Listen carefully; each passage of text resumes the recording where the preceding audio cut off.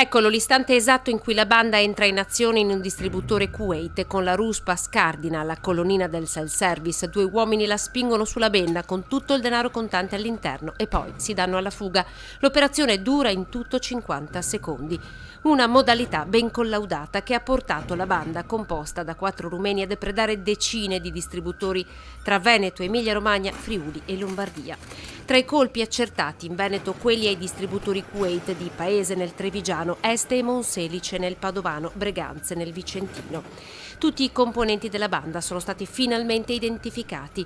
Hanno realizzato profitti accertati per decine di migliaia di euro, causato danni per migliaia di euro nei distributori depredati. Da questa mattina all'alba è in corso un'operazione di polizia transnazionale condotta dalla squadra mobile della questura di Pordenone con il coordinamento del servizio centrale operativo della polizia e del servizio cooperazione internazionale di polizia.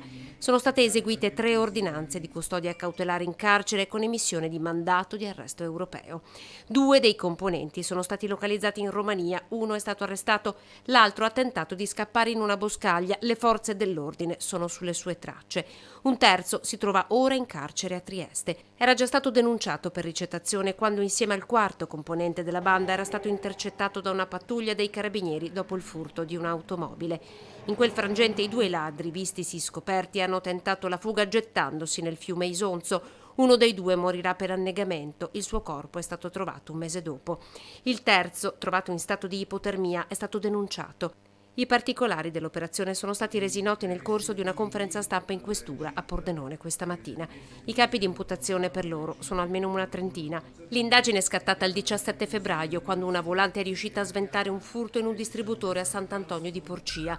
La banda riuscì a darsi alla fuga, ma quell'episodio segnerà la fine della loro attività criminale, dando ufficialmente il via alle indagini della squadra mobile.